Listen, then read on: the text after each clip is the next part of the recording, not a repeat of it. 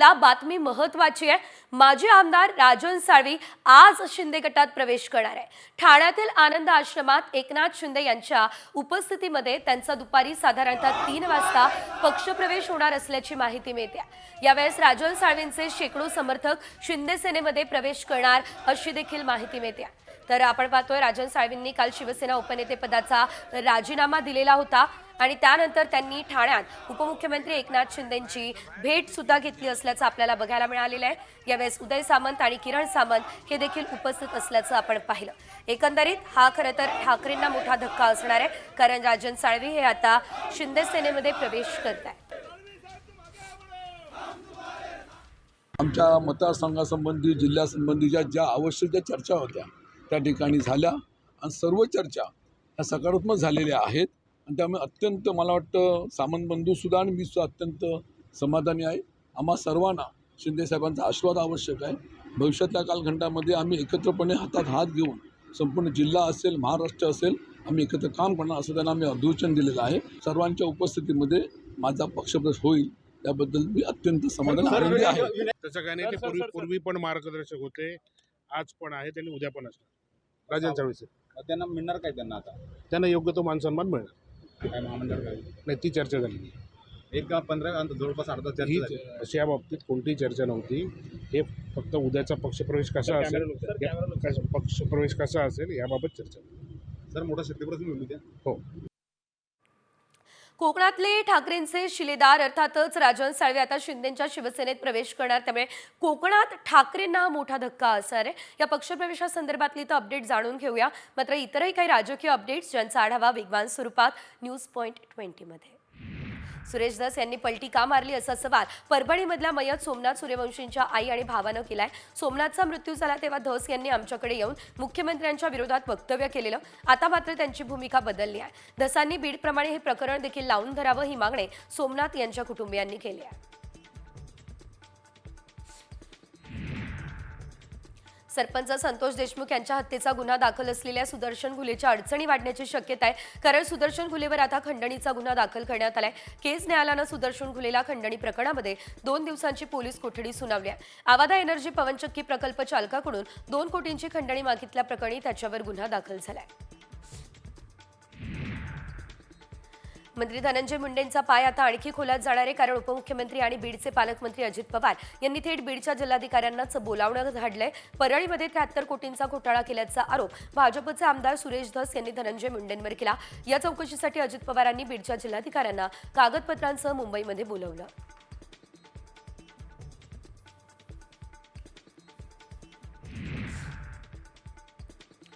तर यावेळेस आपण पाहतोय बीड जिल्हाधिकारी कार्यालयासमोर पालकमंत्री अजित पवार यांच्या विरोधात सामाजिक कार्यकर्त्यांनी आंदोलन केलं। बीडच्या नगर रोडवरती अतिक्रमण हटवण्यात आलेलं आहे आणि या विरोधात हे आंदोलन सुद्धा पुकारण्यात आलंय। गोरगरिबांसोबत नेत्यांची देखील अतिक्रमण हटवा ही मागणी यावेळेस करण्यात आली आहे।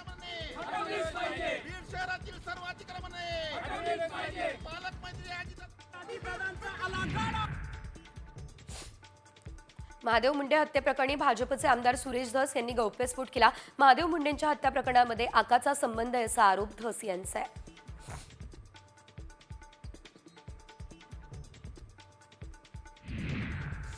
परळीमधल्या शरद पवार यांच्या राष्ट्रवादीचे नेते माधव जाधव यांच्या मारहाण प्रकरणी बीड पोलिसांना 3 महिन्यांनंतर जाग आली। पोलिसांनी राजूसाहेब देशमुख यांच्या आता पोलीस गार्डचा जबाब नोंदवला। या प्रकरणी कैलास फडसह साथीदारांवर गुन्हा दाखल झालाय। विधानसभा निवडणुकीच्या काळात माधव जाधव यांना बँक कॉलनी परिसरात कैलास फड आणि त्यांच्या साथीदारानं मारहाण केली होती। परळीमध्ये कैलास फडसह त्यांच्या साथीदारांवर गुन्हा दाखल झाला आणि त्यानंतर सामाजिक कार्यकर्ते अंजली दमानी यांनी ट्विट करत पोलिसांचे आभार मानले। परळीमध्ये विधानसभा निवडणुकीमध्ये गौड बंगाल झाल्याचं स्पष्ट झालंय असंही त्यांनी म्हटलंय। परळीमध्ये पुन्हा मतदान करण्याची मागणीही त्यांनी केली आहे।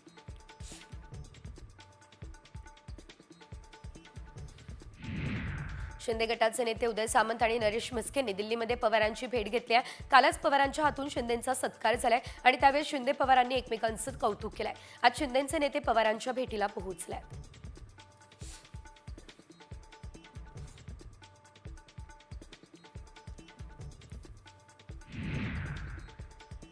एकीकडे पवारांनी शिंदेंचा सत्कार केला, त्यामुळे ठाकरेंनी संताप व्यक्त केलाय. तर या घडामोडींमुळे महाविकास आघाडीमध्ये बिघाडी होण्याची शक्यता आहे. असं असताना आदित्य ठाकरे दिल्लीला रवाना झालाय. दिल्लीमध्ये आदित्य ठाकरे इंडिया आघाडीच्या नेत्यांची भेट घेतील.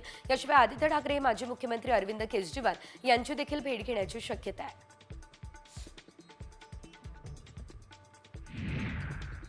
उपमुख्यमंत्री एकनाथ शिंदे यांचा सत्कार शरद पवार यांनी केलाय. त्यामुळे उद्धव ठाकरेंनी देखील आपली नाराजी बोलून दाखवली. बाळासाहेब ठाकरेंनी उभी केलेली शिवसेना फोडणाऱ्यांना यावेळेस त्यांचा सत्कार पवारांनी केलाय असं ठाकरे त्यामुळे नाराज दिसत आहे. शरद पवार यांनी एकनाथ शिंदेंचा सत्कार करणं टाळायला हवं होतं असं ठाकरेंचं मत आहे. शिंदेंनी पवारांचा सत्कार केला. त्यानंतर ठाकरे गटाचे खासदार संजय राऊतांनी पवारांसह शिंदेंवर टीका केली. शिंदे गटाचे आमदार संतोष बांगर यांनी याच टीकेचा समाचार घेतलाय. राऊतांच्या कानशुलात लगावली पाहिजे असं बांगर यांनी म्हटलंय.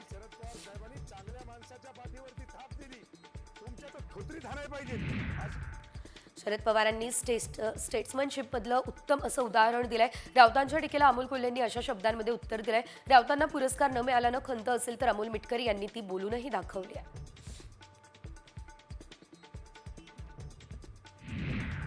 कुडाळमध्ये माजी आमदार वैभव नाईक यांना मोठा धक्का बसला. कुडाळ नगरपंचायतीतील महाविकास आघाडीच्या 7 नगरसेवकांनी भाजपमध्ये जाहीर प्रवेश केला. यात उद्धव ठाकरेंच्या पक्षाचे 5, काँग्रेसचे 2 असे एकूण 7 नगरसेवक आहेत ज्यांनी भाजपमध्ये प्रवेश केला. तर प्रदेश कार्यकारी अध्यक्ष रवींद्र चव्हाण आणि मंत्री नितेश राणे यांच्या उपस्थितीमध्ये हा पक्ष प्रवेश झालेला आहे.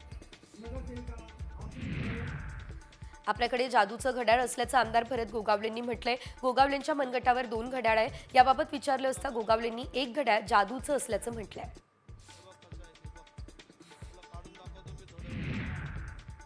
31 जूनपर्यंत शिंदे समितीला मुदतवाढ देण्यात आली असल्याचं पाहायला मिळालं. राज्य सरकारने ही मुदतवाढ दिली आहे. मराठी कुणबी नोंदी शोधण्यासाठी शिंदे समितीची स्थापना करण्यात आली आहे.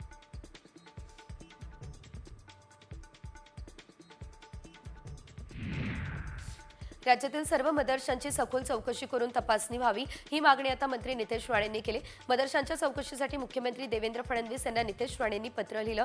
मदरशांचा वापर देशविरोधी कारवाया करण्यासाठी होत असल्याचा गंभीर आरोप नितेश राणेंनी केला.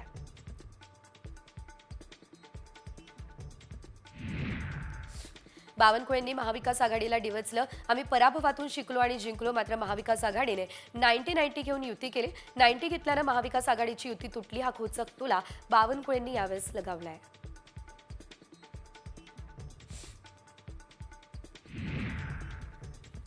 शरद पवार यांचे आमदार उत्तम जानकर यांनी आता उपमुख्यमंत्री अजित पवार यांची भेट घेतली आहे. तर मंत्रालयामध्ये ही भेट झाली आहे आणि या लोकसभेपासून ते विधानसभा निवडणुकीपर्यंत उत्तम जानकरांनी नेहमीच अजित पवार यांच्यावर सडकून टीका केली. त्यामुळे जानकरांनी अचानक अजितदादांची भेट घेतल्यानं राजकीय वर्तुळात सुद्धा चर्चांना मात्र उधाण आलंय.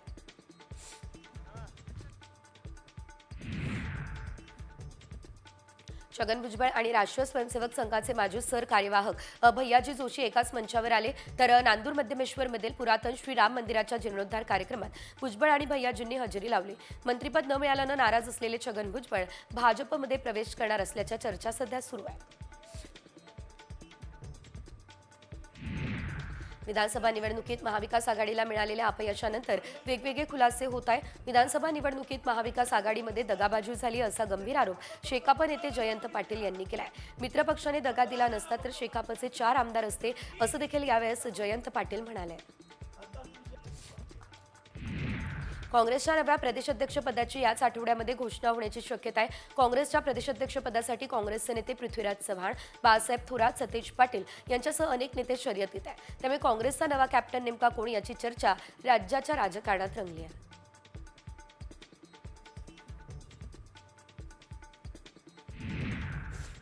आणि यानंतर आपण बघूयात एक ब्रेकिंग न्यूज. कारण मोफत योजनांवरती सुप्रीम कोर्टानं नाराजी व्यक्त केली.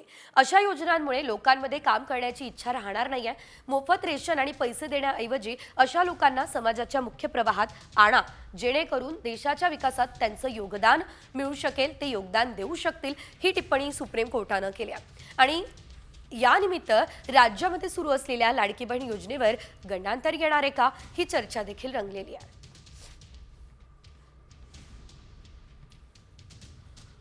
ग्राफिक्सच्या माध्यमातून सविस्तर अपडेट आपण घेतोय. निवडणुकीपूर्वीच्या मोफत योजनांवरून सुप्रीम कोर्टाची नाराजी आपल्याला बघायला मिळतेय. मोफत योजनांच्या खैरातीमुळे लोक काम करेनात असं कोर्टाचं म्हणणं आहे. मोफत योजनांऐवजी सरकारनं नागरिकांना मुख्य प्रवाहात आणावं असंही कोर्टानं यावेळेस सांगितलंय.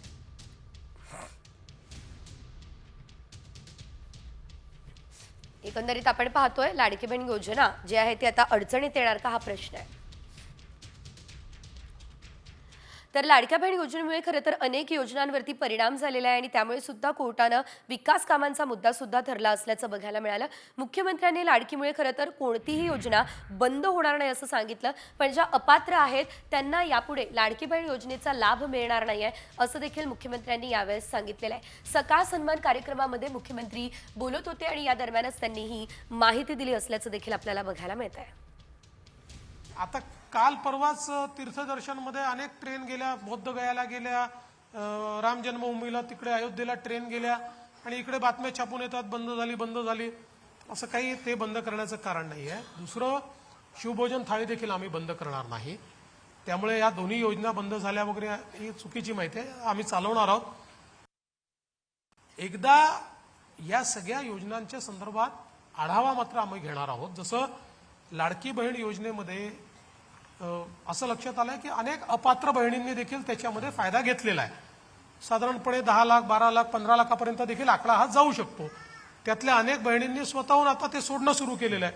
आम्ही जे अपात्र आहेत त्यांना मात्र आम्ही आता यापुढे देणार नाही.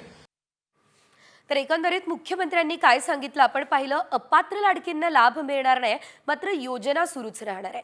यानंतर आणखी काही मोठ्या आणि महत्त्वाचे अपडेट ज्यांचा आढावा आपल्याला वेगवान स्वरूपात घ्यायचा आहे टॉप 50 मध्ये. वर्ध्यात लाडकी बहीण योजनेच्या फेरसर्वेक्षणाला अंगणवाडी कर्मचाऱ्यांनी विरोध केला. अंगणवाडी सेविकांची पगारवाढ आणि केंद्र सरकारचं नुकतंच आलेलं बजेट याचा विरोध करण्यासाठी आता अंगणवाडी सेविकांनी मोर्चा सुद्धा काढला असल्याचं बघायला मिळालं.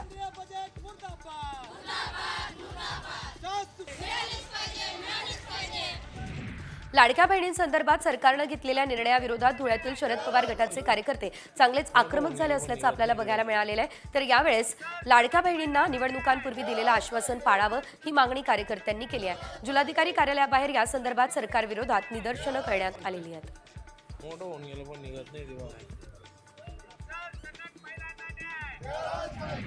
आम्ही लाडक्या बहिणींच्या बाजूने आहोत आणि त्यांचे पैसे बंद होणार नाही यासाठी लढा आम्ही देणार आहे असं शरद पवार गटाचे प्रदेश अध्यक्ष जयंत पाटील म्हणाले. राज्यात 5 लाख बहिणी अपात्र झाल्या, त्यावरून जयंत पाटलांनी राज्य सरकारला टोलाही लगावला. राज्य महिला आयोगाच्या अध्यक्षांबद्दल आक्षेपार्ह पोस्ट करणाऱ्या 2 आरोपींना अटक करण्यात आली. रुपाली चाकणकर या संदर्भात अश्लील पोस्ट केल्याप्रकरणी मुंबई पोलिसांनी बेड्या ठोकलेल्या आहेत. अटक केलेल्या आरोपींना आता कोर्टात देखील हजर केलं जाईल.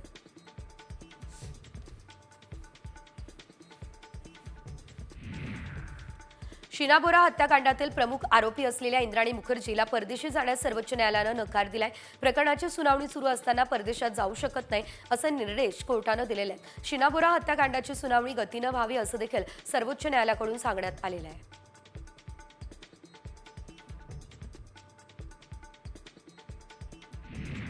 पुणे पोलिसांनी स्वयंघोषित भाईंना सज्जड दम दिलेला आहे. महिलांची छेडछाड करात हवेत कोयतेल फिरवाल तर भर चौकात मारू हा इशारा पुणे पोलिसांनी दिलाय. पुण्यात बिब्वेवाडी परिसरात गोळीबार करून हत्येचा प्रयत्न करणाऱ्या आरोपीला पोलिसांनी बेड्या सुद्धा ठोकल्या असल्याचं बघायला मिळतंय.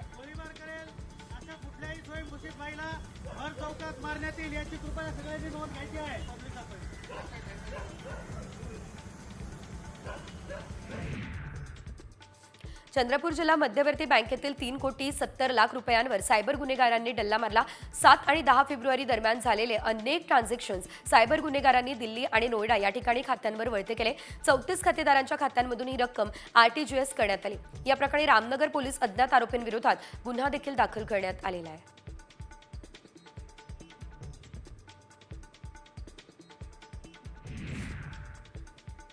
दक्षिण पश्चिम रेल्वेच्या अलमट्टी विभागामध्ये दुहेरीकरणाचं काम करण्यात येणार आहे. रेल्वे प्रशासनानं हुबळीकडे येणाऱ्या काही गाड्या रद्द केल्या आहेत, त्यामुळे रेल्वे प्रवाशांची गैरसोय होणार आहे. सोलापूर होसपेठ दरम्यान धावणाऱ्या एक्सप्रेसचा समावेश आहे. सोलापूरकर प्रवाशांना मोठा फटका देखील बसणार आहे.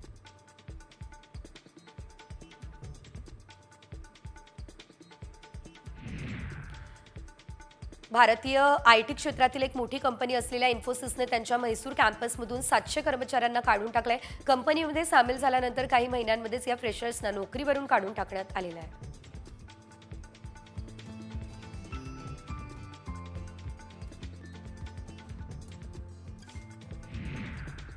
फेसबुकची मूळ कंपनी मेटामधून अनेकांना कामावरून काढून टाकण्यात येणार आहे, कारण मेटा आजपासून आपल्या कर्मचाऱ्यांना नोटीस पाठवणार आहे. मार्क झुकरबर्गच्या कंपनीमध्ये आता मशीन लर्निंग इंजिनियर्सची नियुक्ती केली जाणार आहे. कंपनीने आपले कर्मचारी 5% कमी करण्याची योजना आखलेली आहे.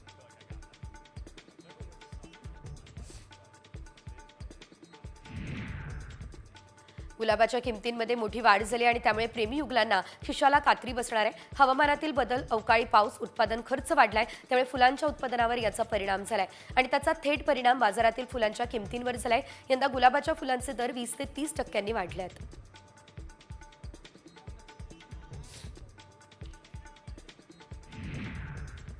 अभिनेत्री रश्मिका मंदाना आणि अभिनेता विकी कौशल यांनी शिर्डीमध्ये साईबाबांचं दर्शन घेतलं. छत्रपती संभाजी महाराज यांच्या जीवनावर आधारित मंदाना आणि विकी यांचा छावा चित्रपट आता प्रेक्षकांच्या भेटीला येतोय.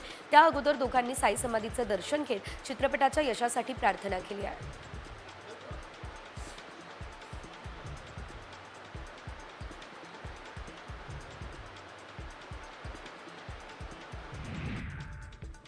नवीन मराठी चित्रपट चिकी चिकी बूम बूम हा 28 फेब्रुवारीला प्रेक्षकांच्या भेटीला येणार आहे. सस्पेन्स कॉमेडी असलेला सुनील नार्वेकर यांनी या चित्रपटाची निर्मिती केली आहे. सस्पेन्स कॉमेडी हा मल्टीस्टार चित्रपट मराठी प्रेक्षकांना 28 फेब्रुवारीपासून जवळच्या चित्रपटगृहामध्ये बघता येईल.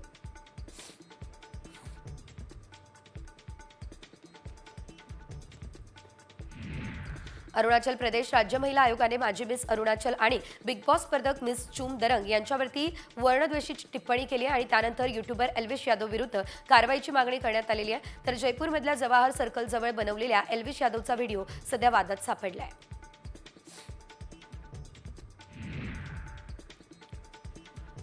माघ पौर्णिमा यात्रेनिमित्त जेजुरी गडावर खंडोबाच्या दर्शनासाठी हजारो भाविकांनी गर्दी केली. जेजुरी गडावर श्री मार्तंड देवस्थानाकडून फुलांची आकर्षक सजावट झाली. माघ पौर्णिमा यात्रेनिमित्त नाशिक, संगमनेर, नगर, बारामती, सातारा या भागातील भाविक आपल्या मानाच्या शिखरघाटी देवभेटीसाठी घेऊन येत आहेत. माघ पौर्णिमेनिमित्त पुण्याच्या धामणी, निमगाव, कधडे, खरपुडी या ठिकाणी खंडोबा देवाचा यात्रा उत्सव भरलेला आहे. यात्रेत भंडाऱ्याची उधळण करण्यात आली आहे. हजारो भाविकांनी देवाचं दर्शन घेतलेलं आहे.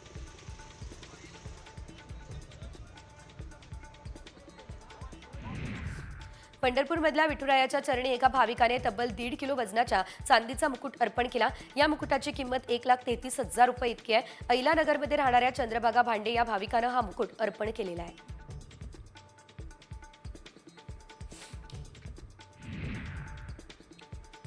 अंतराळात अडकलेले नासाचे 2 अंतराळवीर पृथ्वीवर मार्च महिन्यामध्ये येऊ शकतात. स्पेस एक्स अंतराळवीरांसाठी आपल्या कॅप्सूल सुद्धा बदलत आहेत आणि त्यामुळे 8 महिन्यांपासून अंतराळात अडकलेले बज फ्ल्युअर आणि सुमिता विल्यम्स हे पृथ्वीवरती परतू शकतात. यापूर्वी ते मार्च महिन्याच्या अखेरीस किंवा एप्रिल महिन्यामध्ये परतण्याची शक्यता होती.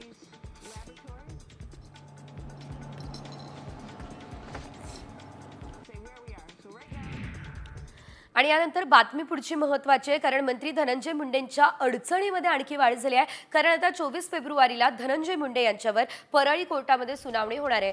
त्या संदर्भात आता परळी कोर्टाने धनंजय मुंडे यांना कारणे दाखवा नोटीस बजावलेली आहे. एकंदरीत आपण पाहतोय विधानसभा निवडणुकीमध्ये उमेदवारी अर्ज भरताना खोटी माहिती दिल्याप्रकरणी आता करुणा मुंडेंनी तक्रार दाखल केलेली आहे. तर धनंजय मुंडे यांनी शपथपत्रामध्ये पत्नी राजश्री मुंडे आणि 3 मुली याशिवाय करुणा मुंडे यांच्या 2 मुलांचा उल्लेख केला असल्याचं देखील आपल्याला बघायला मिळत आहे. एकंदरीत करुणा मुंडे यांच्या नावावरील मिळकतीबाबत कुठलाच उल्लेख नव्हता. तर करुणा मुंडेंनी केलेल्या तक्रारीवर आता परळी कोर्टामध्ये सुनावणी सुद्धा होणार असल्याचं आपल्याला एकंदरीत पाहायला मिळत आहे. तर हे जे काही आरोप जे करुणा मुंडे यांनी केलेले आहेत त्या संदर्भात खरं तर ही सुनावणी अतिशय महत्त्वाची आहे. धनंजय मुंडे यांच्या अडचणींमध्ये वाढ होताना दिसते.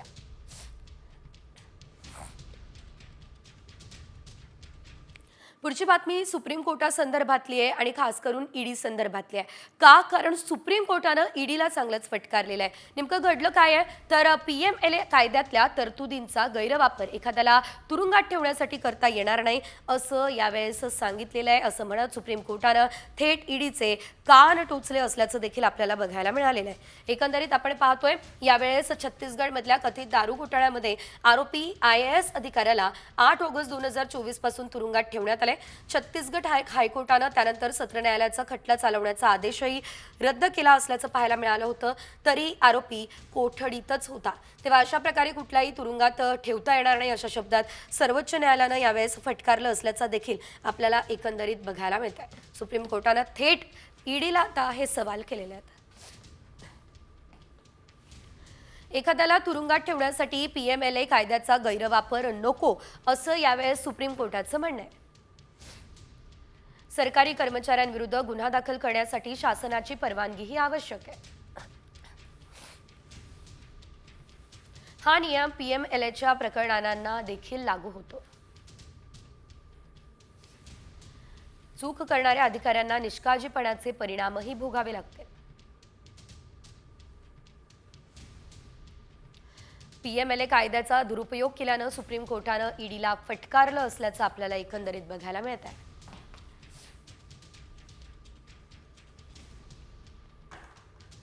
आणि यानंतर संपूर्ण राज्यभरातल्या इतर काही मोठ्या आणि महत्त्वाच्या अपडेट्स बघूयात वेगवान स्वरूपात 36 जिल्हे 36 रिपोर्टर्समध्ये. मुंबईकरांना सुरक्षित आणि भेसळमुक्त दूध मिळावं यासाठी अन्न आणि औषध प्रशासन मंत्री नरहरी झिरवाळ यांच्या आदेशानुसार मुंबईच्या वाशी टोल नाक्यावरती आणि यासह इतरही 4 टोल नाक्यांवरती कारवाई केली जात असल्याचं आपल्याला बघायला मिळत आहे. दुधाची तपासणी केली जाते. राज्यभरातून मुंबईमध्ये दूध पुरवठा करण्यासाठी येणाऱ्या दुधाच्या गाड्या थांबवल्या जात आहेत. दुधाची शासकीय विश्लेषकांमार्फत आता तपासणी सुद्धा करण्यात येते.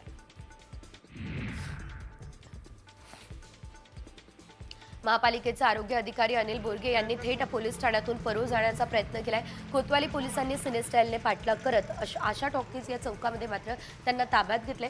16,50,000 रुपयांच्या घोटाळ्यामध्ये त्यांच्यावर गुन्हा सुद्धा दाखल करण्यात आलेला आहे.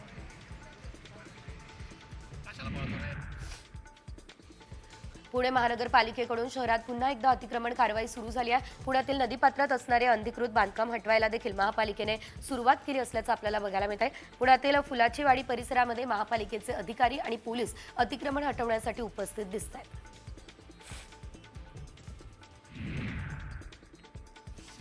पुणे नगर महामार्गावरती रस्त्यालगत असलेल्या अतिक्रमण आणि अनधिकृत बांधकामांवरती PMRDAने हातोडा चालवला. पुणे नगर महामार्गावर शिरूरमध्ये रस्त्यापर्यंत आलेल्या बांधकामामुळे सतत वाहतूक कोंडी होते. अखेर आज या ठिकाणी अतिक्रमण हटाव कारवाई करण्यात आली आहे. नाफेडचे सोयाबीन खरेदी केंद्र बंद झाल्यानं बीड जिल्ह्यामध्ये शेतकऱ्यांना असंख्य अडचणींचा सामना करावा लागतोय. मागील 12 दिवसांपासून माजलगाव या ठिकाणी नाफेड केंद्राबाहेर शेतकरी मुक्कामी असल्याचं देखील आपल्याला बघायला मिळालेलं आहे. एकंदरीत केंद्राबाहेर वाहनांच्या देखील लांबच लांब रांगा लागल्या असल्याचं पाहायला मिळालं आहे.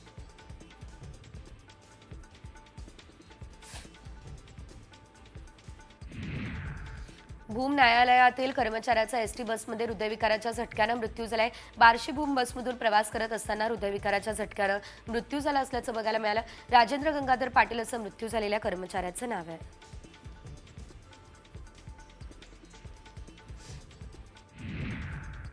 संगमनेर तालुक्यात प्रवरा नदीपात्रातून अवैध वाळूचा उपसा केला जातोय. यावेळेस महसूल पथकावर हल्ला करणाऱ्या वाळू तस्करांच्या स्थानिक गुन्हे शाखेने मुसक्या आवळलाय. महसूल पथक वाळू तस्करांच्या JCBचा पाठलाग करतानाचा व्हिडिओ साम टीव्हीच्या हाती लागलाय. यावेळेस गुन्हे शाखेने 2 आरोपींना ताब्यातही घेतलं असल्याचं बघायला मिळालंय.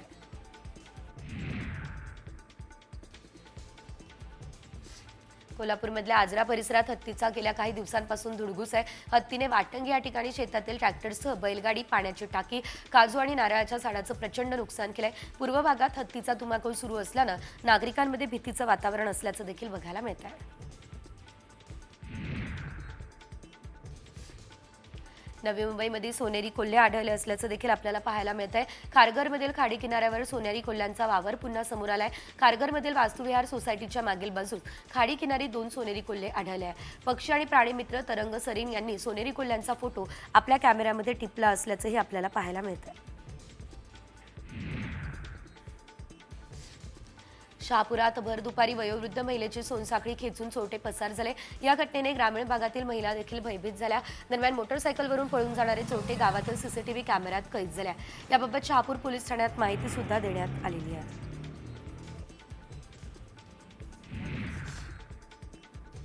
सांगलीच्या विटा या ठिकाणी स्थानिक पत्रकाराला गुंडांनी बेदम मारहाण केली असल्याचं आपल्याला पाहायला मिळत आहे। या जीवघेण्या हल्ल्याचा सीसीटीव्ही फुटेज देखील आता समोर आली असल्याचं आपल्याला पाहायला मिळत आहे। या घटनेनंतर सांगली जिल्ह्यातल्या पत्रकार संघटनांकडून या घटनेचा निषेध सुद्धा करण्यात आलेला आहे। कडक कारवाईची मागणी केली जाते। कर्ज फेडण्यासाठी पैसे देत नसल्याच्या रागातून आता नातवाने आजीची हत्या केलेली आहे। कोल्हापूरमधल्या कागल परिसरातल्या सेनापती कापशीतली ही घटना आहे। हत्येनंतर 80 वर्षीय सगुना तुकाराम जाधव यांच्या अंगावरील दागिने घेऊन आरोपी नातू गणेश राजाराम चौगुले पळून गेलाय। मात्र एका तासामध्ये गणेशसह त्याच्या 2 साथीदारांना ताब्यात सुद्धा घेण्यात आलेलं आहे। नागपूरच्या शांतीनगरमधील प्रेमनगर नारायणपेठ परिसरामध्ये इलेक्ट्रिक डीपीला आग लागली आहे, तर या आगीचा मोठा भडका उडाल्याचं बघायला मिळालं। अग्निशमन दलाने वेळीच आगीवर नियंत्रण मिळवलं। सुदैवानं कोणती जीवितहानी यावेळेस झालेली नाही।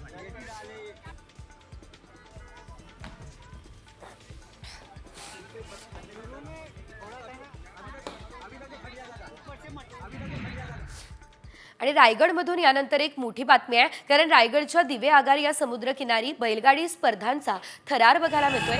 समुद्रकिनारी होणाऱ्या बैलगाडी स्पर्धा पाहण्यासाठी स्थानिक ग्रामस्थांसोबत पर्यटकांनी मोठी गर्दी केली असल्याचं पाहायला मिळालं। श्री सुवर्ण गणेश कला क्रीडा आणि सांस्कृतिक मंडळांकडून या स्पर्धेचं आयोजन सुद्धा करण्यात आलेलं होतं। त्यात 70 बैलगाड्या आणि 10 घोडे आणि गाडी चालक देखील सहभागी झालेले होते। 13 वर्षांनंतर दिवे आगार समुद्रकिनारी बैलगाडी स्पर्धा झाल्या, त्यामुळे आता बैलगाडी प्रेमींमुळे मध्ये वेगळाच उत्साह देखील बघायला मिळालेला आहे।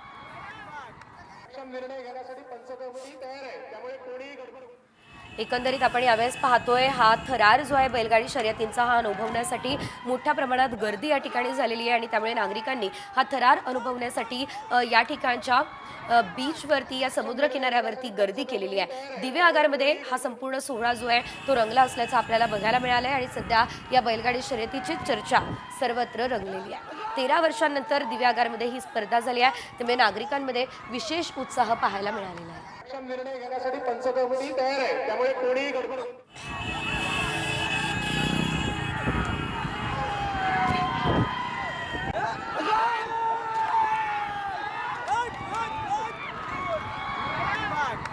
निर्णय घेण्यासाठी पंच कमिटी तयार आहे।